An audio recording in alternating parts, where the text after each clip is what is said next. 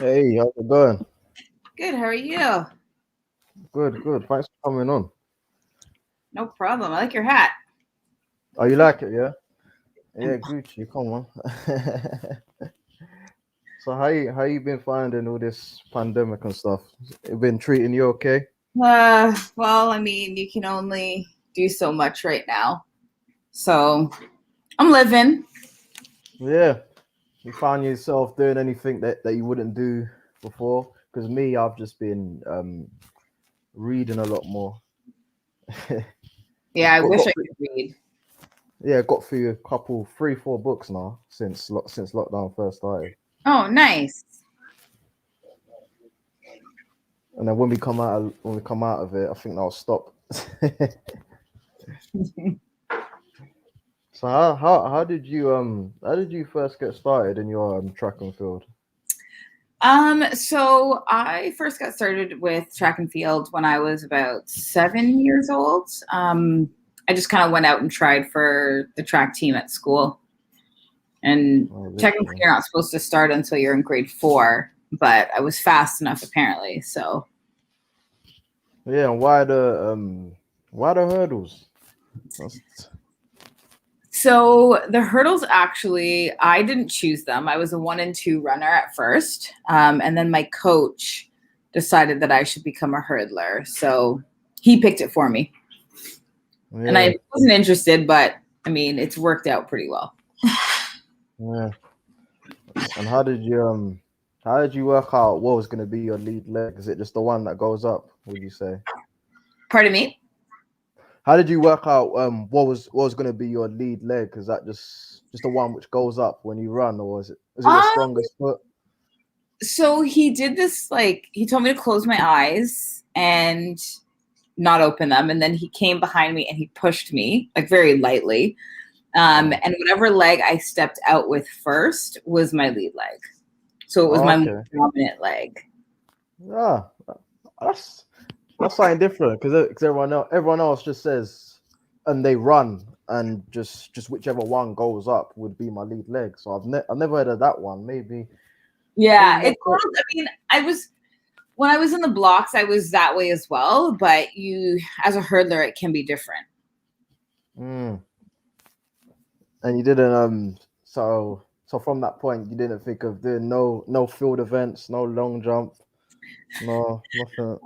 I wanted to do um, javelin really, really, really badly, but I obviously I sucked at it because javelin just Mm. wasn't for me. And I wanted to try long jump, but no, I just stuck with hurdles. Yeah. So do you think there's for people that do field events, is there more is there not pressure, but obviously with field events, so like every obviously when you're on the track, there's like a lot of other women with you. The field events, all the pressures or eyes on you. Don't you think that's sort of pressure on them? As like running track. Yeah, yeah. Um, Compared to field. it is. It is a lot of pressure, but I feed off of that pressure. I think it's pretty awesome. And you kind of, it's like, it's that chance. So whereas field events, you have like 3 jumps, I think, or 3 attempts. Yeah, 3 attempts. And Yeah. you do that as in running as well, but I feel like it's a little bit more drawn out Mm. in field events. So you don't ever get nervous when you're on the start line Oh or my gosh, all the time. I'm always nervous. I get nervous all the time. It's funny because in 2015 at Pan Am Games, I kind of realized, actually, maybe I shouldn't say that, just in case that. But I kind of yeah. realized what calms my nerves before a race. Mm. And it's something that I do all the time, and I would have never thought that that would have been what calms me down, but it totally works, and I do it all the time. And I've been doing it. I didn't Mm. even realize it. Mm. Yeah. So it's funny you mentioned the Pan Am Games. Are you in terms of that nervousness, would you be more nervous when you're at home in front of your own people or more nervous when you're away, like in your home games, the Pan Um, Am?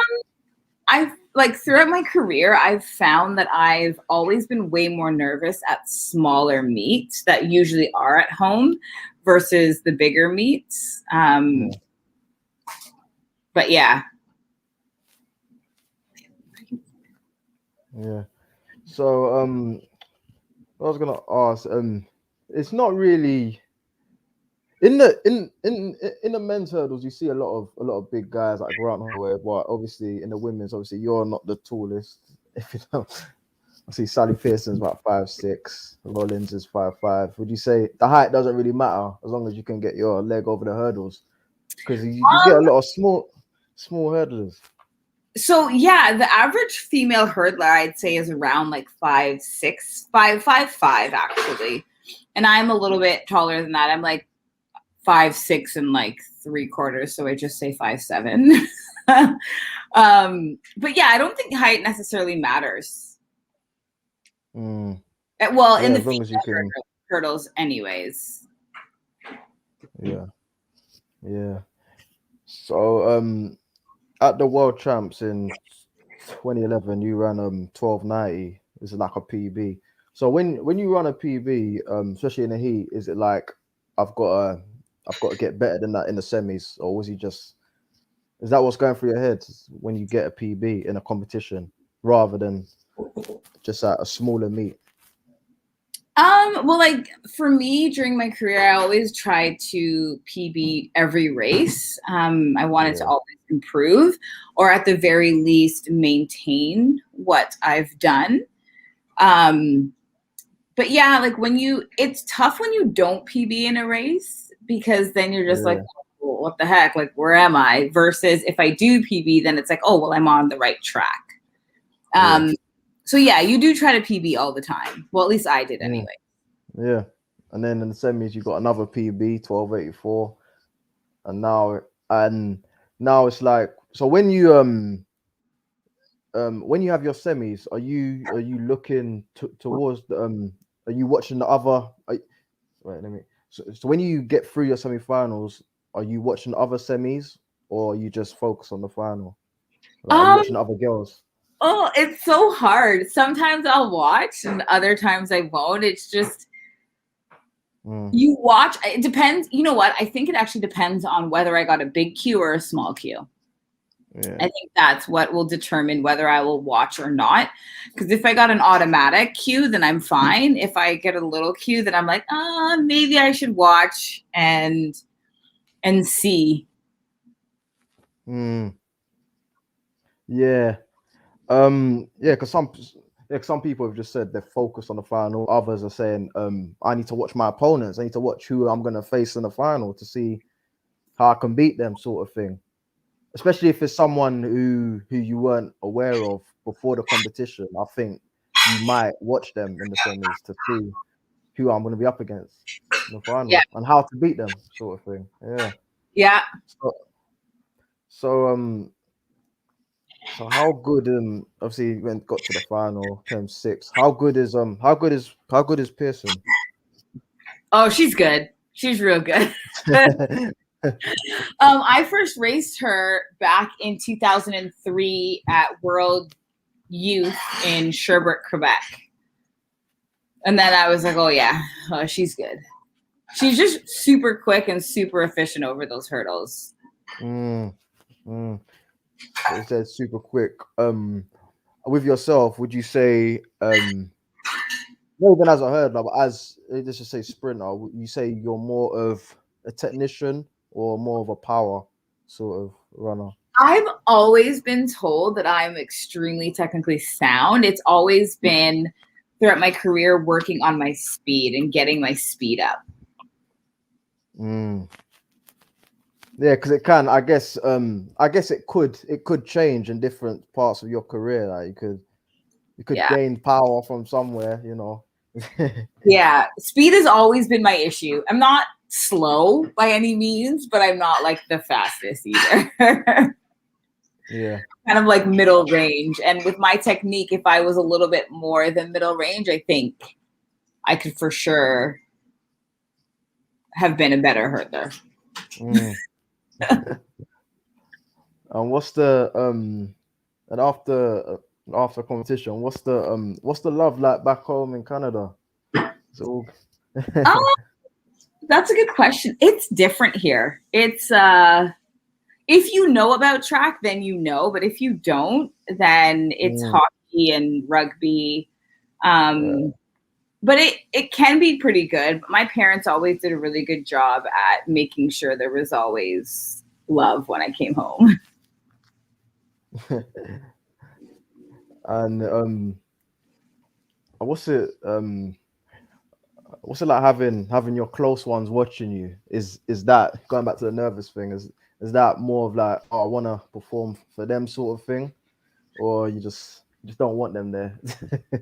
Um, that's a good question. I'm accustomed to my parents always watching me, and it wasn't until I went to university that they necessarily couldn't always come.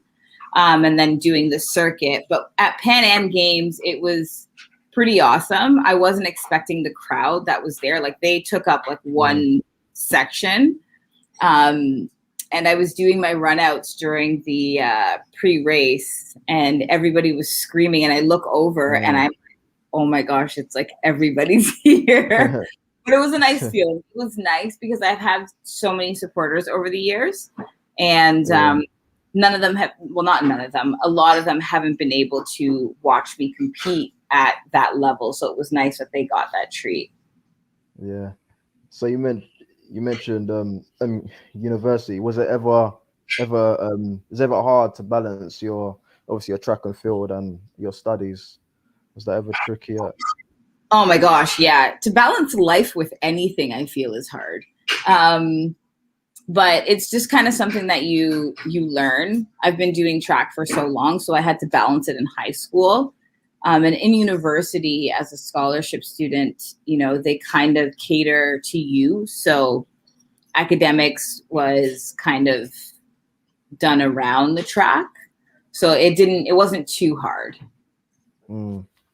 So in the year after the Worlds, obviously you got the World both indoors. Porter got silver, Pearson got the gold again. Was it a bit disappointing to get six again, sort of thing? Um, a little bit. I mean, you always want to walk away with a medal, but considering No. that I had run my best indoor time to get there at 8:01, I was pretty happy. But yeah, you never want to go to a meet and want to finish sixth. You always want to be like top three. So in that aspect, yes. But on the other hand, I was pretty happy.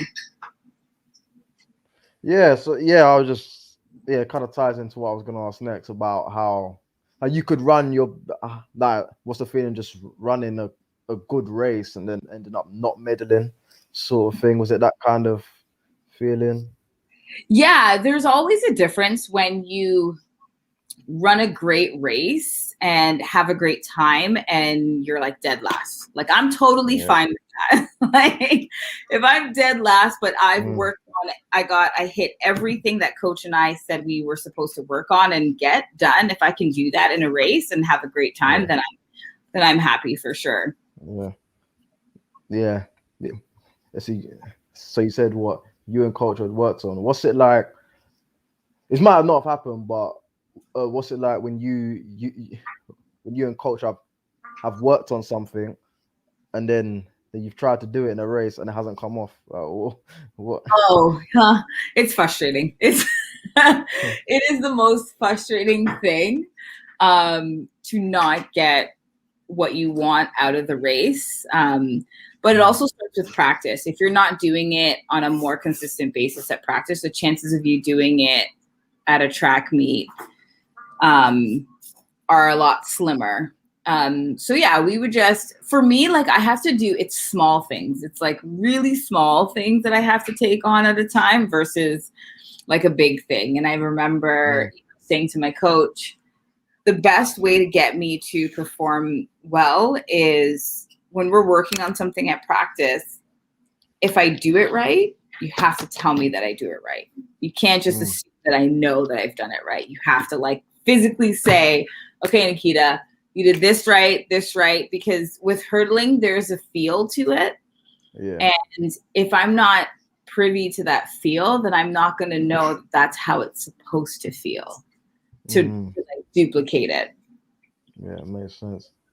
So with training, is there any aspect of training which obviously you have to do, but you might not like it? For example, the gym work or stretching, anything like that? I hate base training. I hate it with a passion. Base training is the worst. It is extremely painful for me. And I'm not a fan of weightlifting. I could Yeah. totally leave that out. Like if I had the choice, if someone said to me, Nikkita, weightlifting has no bearings on your performance, I would totally leave that out.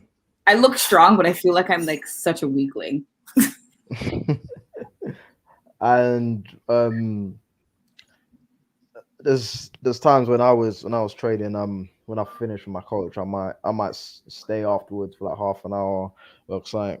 So when you finish training, are you just gone straight away, or do you stay after, or even before training? Do you come before you start and do any routines like that, or is it just you No. train and finish? So I'll come when time, like, I mean, there are times where like my commute time to training was about 40 to 45 minutes. And give or take traffic, it may take less or may take longer. So there were times where it took me like 30 minutes and I was there early. So we just kind of chill and hang out. Staying after practice, depending on the workout. If it was like a deadly workout, I would probably be on the ground for a while and eating my snacks till I felt able to like get back up and drive home. But mostly it was, I would just finish practice, stay after for like a little bit, like finish my protein shake and whatnot, and then hit the road. Just because I lived so far from the training facilities, it was always that drive home was dreaded. After like a good workout and then sitting for 45 minutes, you're like, no. Yeah. So what's it like training in the cold, if you know that when you're going to compete it's in like a warm place? Is there any It's tough living in Canada and having to train indoors. So we would do a lot of warm weather training camps. Like November, December, we would go to the Caribbean and train and then come back for Christmas and New Year's and then go again for another month or so.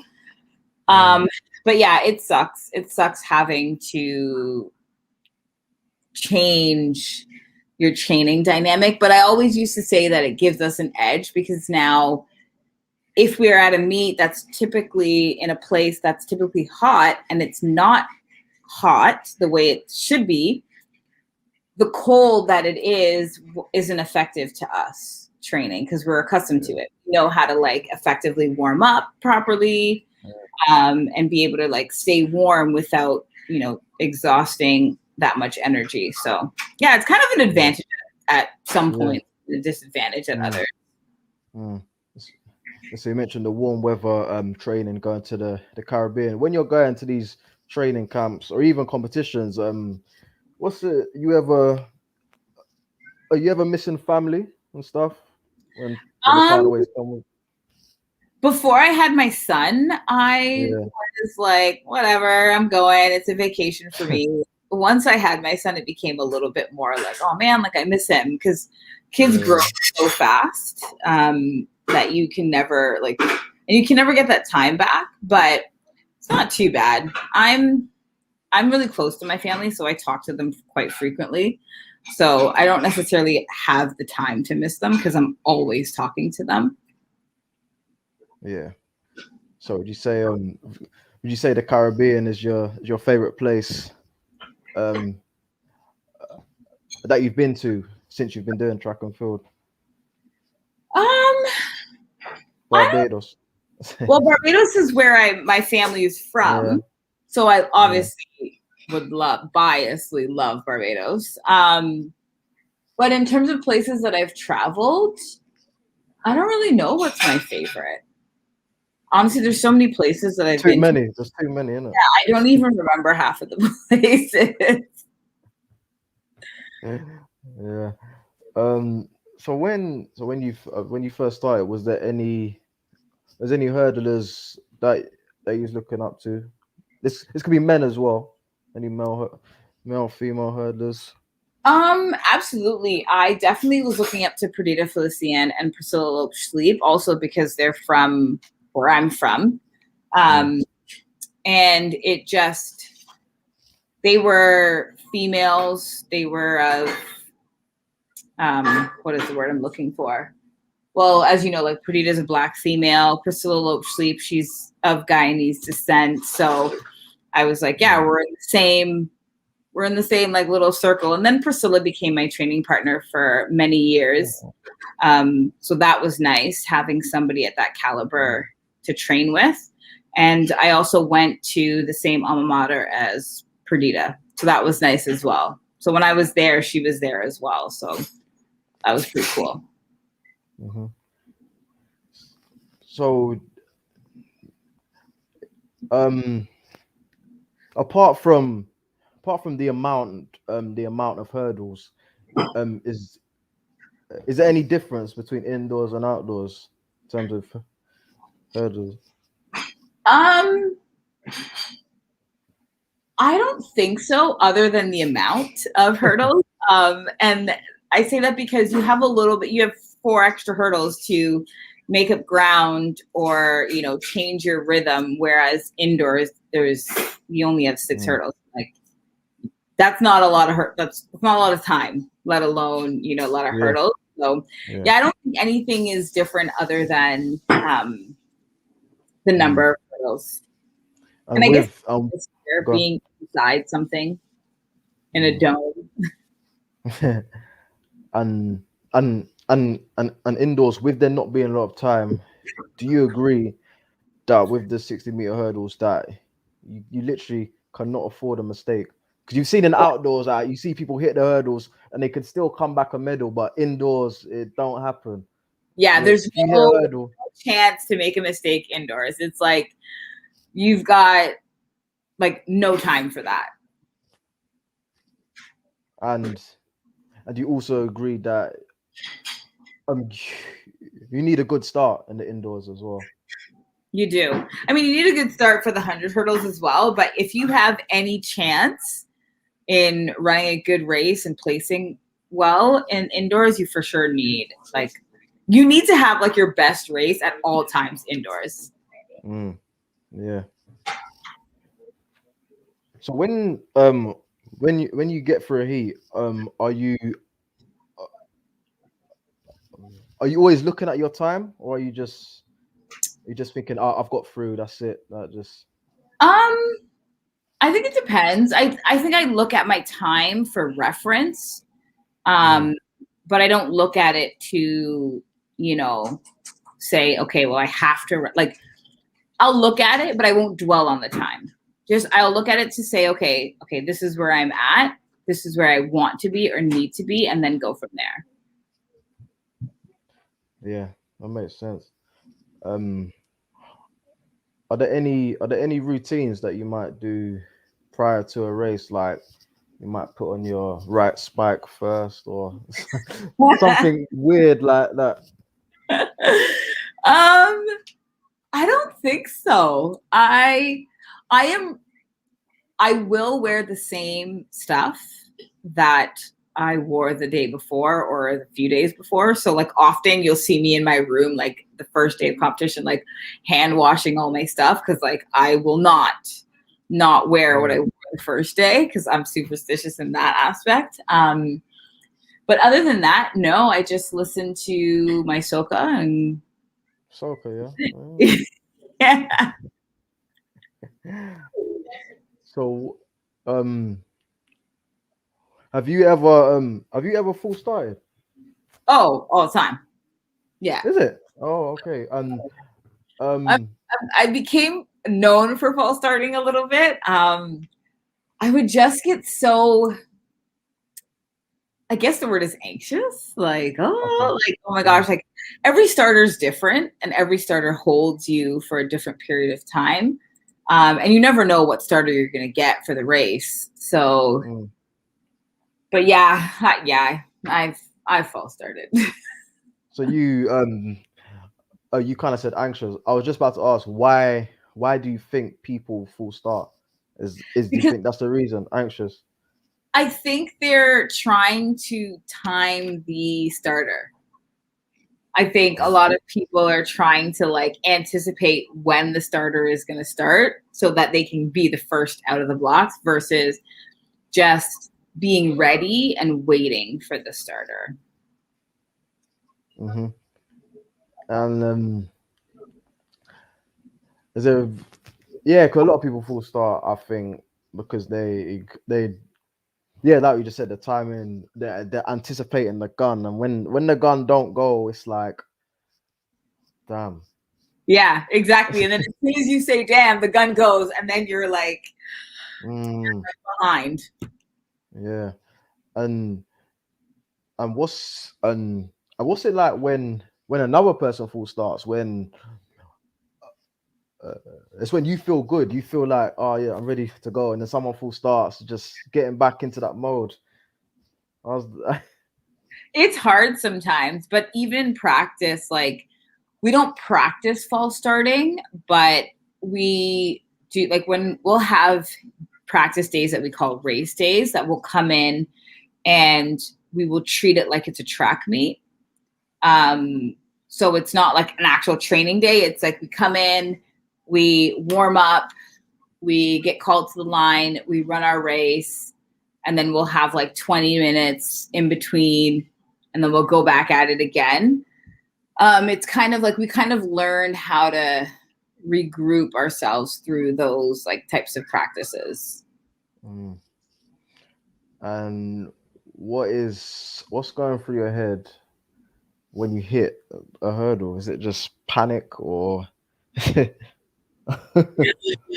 Oh, that's a good question. I usually in my head will say, damn it, or like something like that.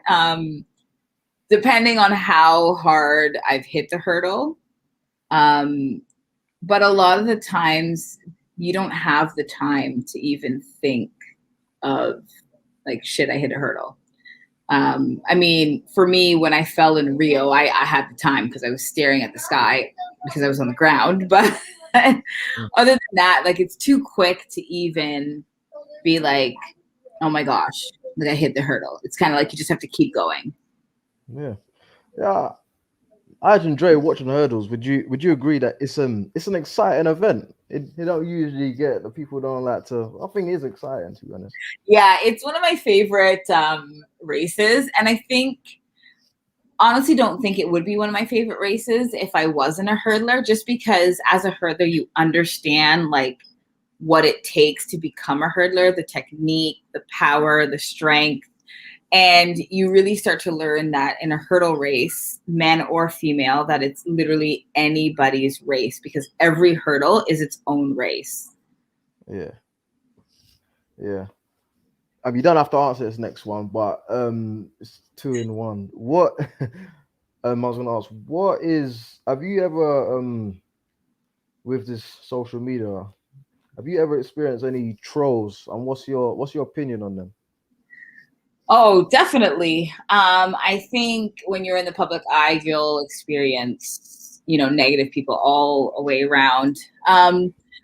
There is one that always sticks into my mind, and that is, I don't remember who it is, but he posted on my Twitter account after I fell in Rio. And after I fell, I got an outpour of messages, like nice, kind messages, just a handful of like negative comments. But this one guy had said, maybe if you weren't wearing your glasses, you would have been able to see the hurdle. And I was like, what? Yeah. And I for whatever reason, it stuck with me, and I laughed, and then I was mad at it, and I was just kind of like, there's a reason why I wear my glasses. And I had to remind myself that this person doesn't know why I wear my shades.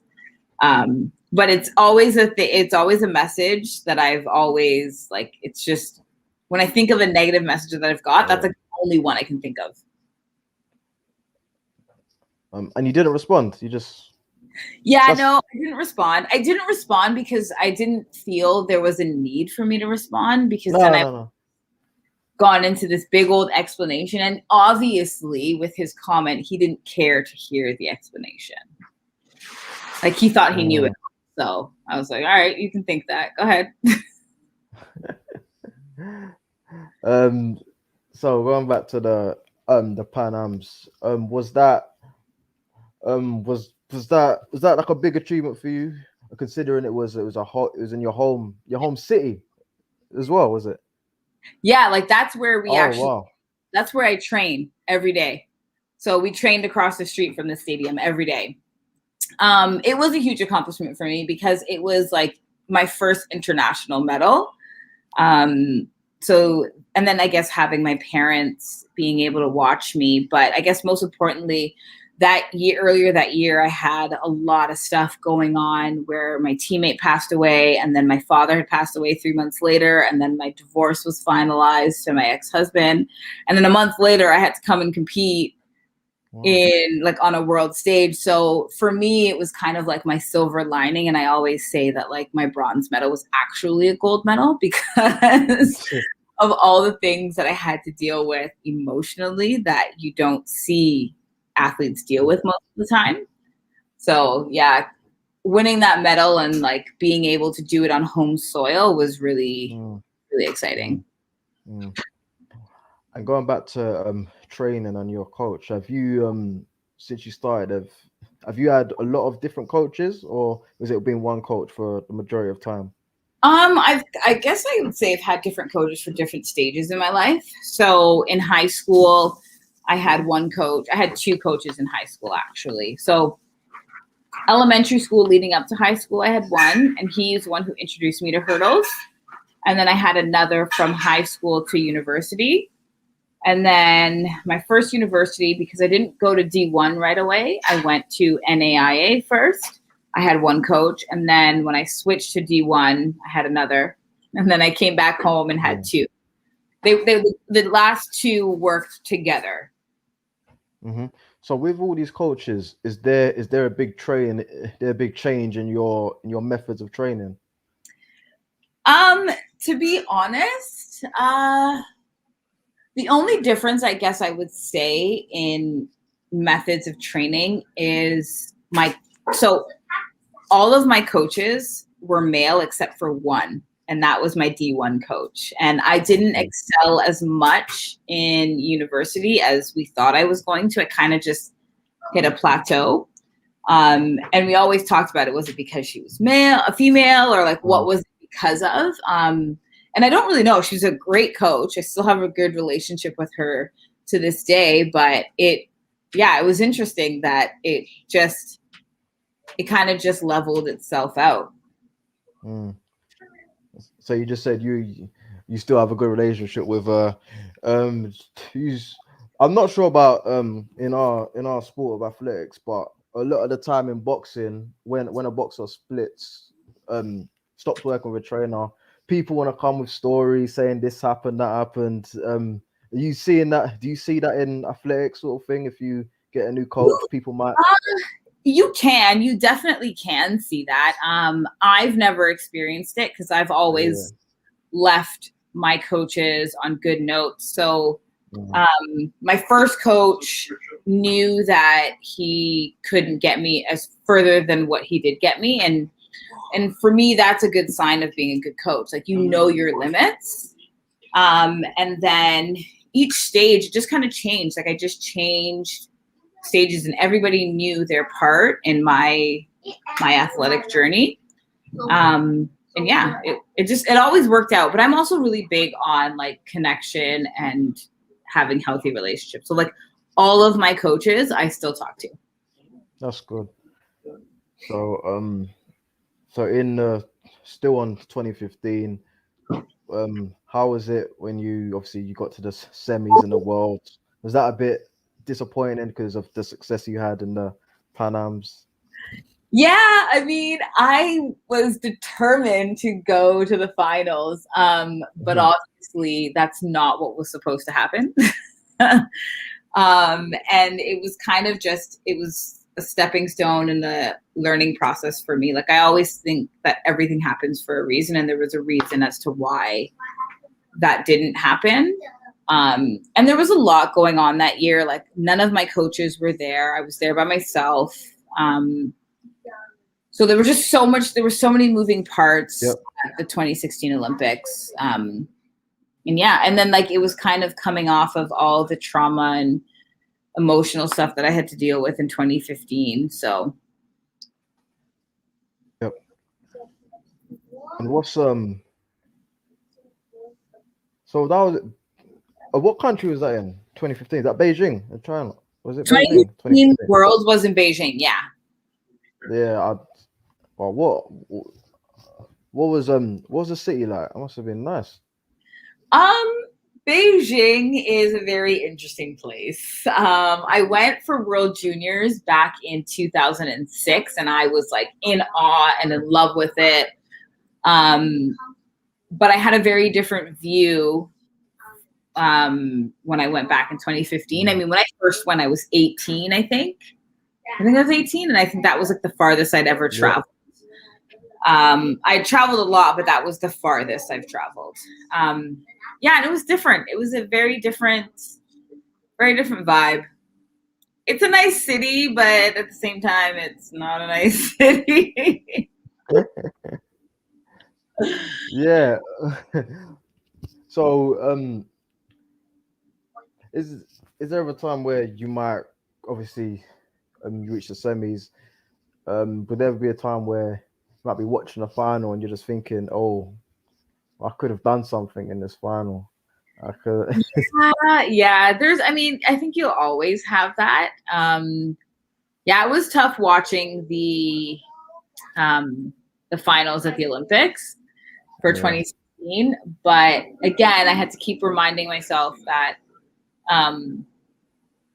it was not supposed to happen. Mm. Can you guys keep it down, please?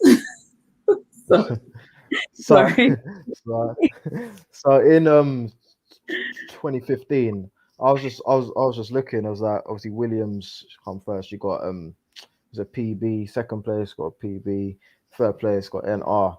Is that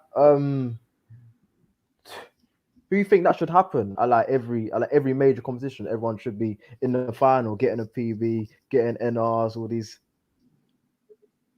I think it's definitely possible to do so, just because you have to think you're mixing your ability and the adrenaline of the crowd and the lineup together. And like I said, in hurdles, anything can happen.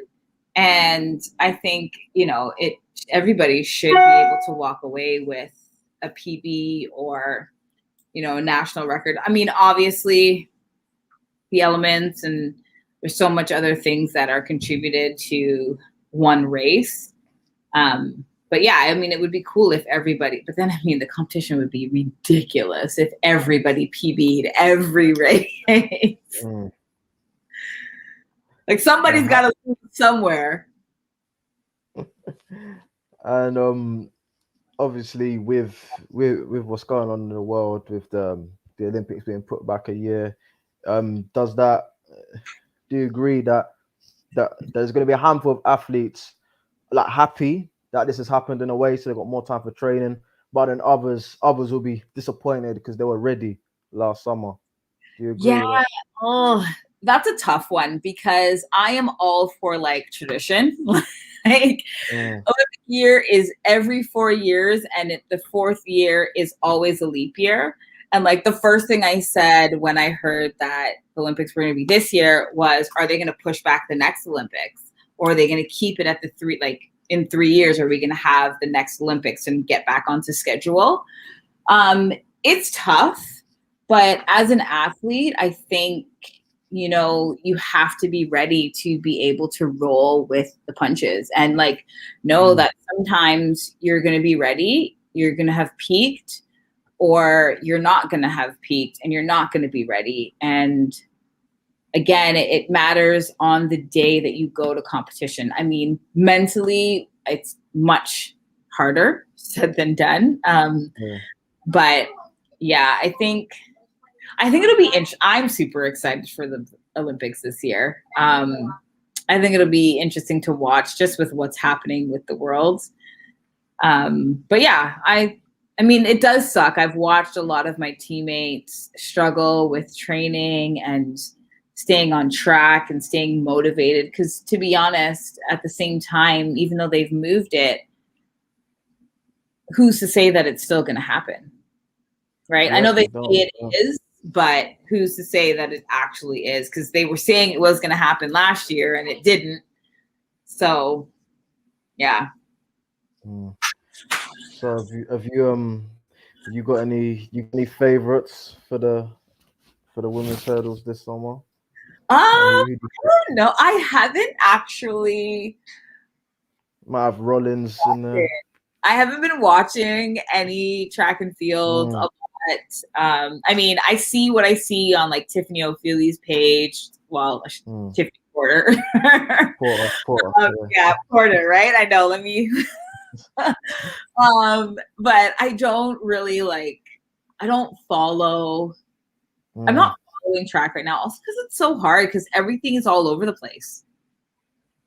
So I think I'll make my decision when, I see the names and I see the lineups. But I'm excited. I'm going to be so nervous watching the hurdles. Yeah.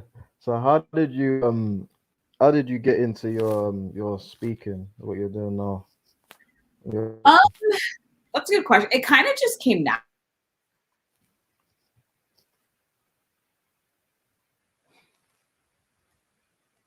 It just kind of made sense to to start talking and speaking. And I enjoy inspiring people. Like I've had, a lot of parents, come up to me and tell me that, I'm very inspirational. I'm like, me? What have I done? But, like, yeah, no, you're so inspirational. Like I'm always flabbergasted at the comments that I get on my social media because I'm like, guys, like I'm just me. But it's nice. And, if I can share any experience that I've had to others, then why not, right? And make the road a little bit easier. So it just it came naturally. It felt like the right thing. Yeah. And obviously is that could be part of the reason why you haven't been keeping up with track and field. Obviously your mom and stuff, you got honestly, social media is so daunting. It's like, I look at it and I'm just like, oh my gosh, it's like the pressure to keep up and always posting every day. And I'm just like, oh my goodness. And I know a lot of it is just because I feel like I'm so out of the loop now, just because it's been quite a bit. But it's also just because of the times. It's so hard to keep up with what meet is running here, where everybody is, just because everyone's been in lockdown here and there. It's just hard to keep up. Yeah. Yes. So let's speak to me about Rio, Rio 2016, that whole experience. Oh, Rio, good old Rio. Honestly, Rio was very interesting. Nothing like I expected it to be. And I always say to people, I was extremely spoiled with my first Olympics. Having London my first Olympics is probably one of the best things that could have ever happened to me. They did such a good job. And Rio could not compete at all. They definitely couldn't compete with. But I'm a little sad that I'm missing Tokyo because I know the Japanese people, they be doing things right. they get their stuff right. So I'm like, oh man, I'm gonna miss out on that. But Rio was an interesting go. I mean, I was there by myself. I mean, I had Team Canada, but I didn't have my personal coaches. So that was really different. And I think that was the main thing that was probably the hardest, because I missed those, those pep talks before each race. Like, I talk to my coach on the phone, but it's different when like right in front of you, talking to you and, coaching you through your practices and stuff. And so that was what was hard, I think. Mm-hmm.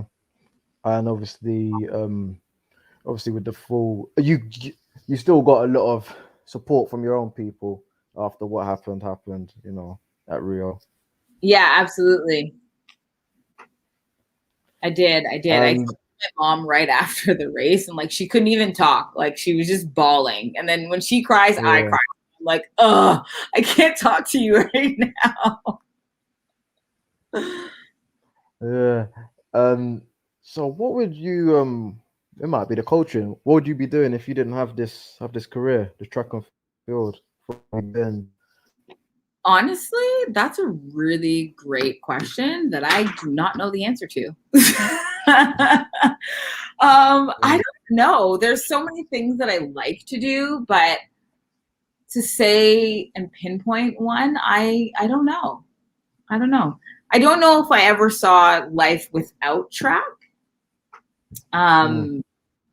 To say that, oh, I was going to do this, I'm going to do this. Yeah, I have no idea. And you wouldn't, obviously you're doing your coaching, you wouldn't do hurdling coaching, track and field coaching, or? If I didn't get to the, I don't know, man. Being a coach is hard. I think being a coach is harder than being an athlete. I've coached my sister here and there, and like that's the most nerve-wracking thing. Like I can't even function when she's racing because I don't know how coaches do it. I'd be so nervous because you can lead a horse to water, but you can't tell them to drink, right? Like you can't, like you can teach them all the things in the world, but it doesn't mean that they're going to do them. And I guess that's kind of like being a parent as well. So we'll see how that works out later on. But yeah, I don't know. And you sort of agree of when you're going into a race, say in your event, the hurdles, you might have Dawn Harper, Ali, Rollins. Do you agree with that? If you sort of keep up with them, then you have a chance of winning that race, sort of thing? Yeah, but like I know that if I focus on other people, I'm not going to do the things that I need to do. So yes, having them as good benchmarks is great. But what they need to work on versus what I need to work on are different. So paying attention and keeping, track on them, it's like I feel like it'd throw me off my game. That's true. So have you you've had an enjoyable career, would you say? Oh yeah. I've enjoyed it. It's taken me around the world, and I've gotten to see so much. I've gotten to experience so much. So, I can't help but be grateful. So, yeah. Yeah, that's a nice way to finish. Thanks for coming on and talking to me. I appreciate it. You're welcome. It was great. There were good questions.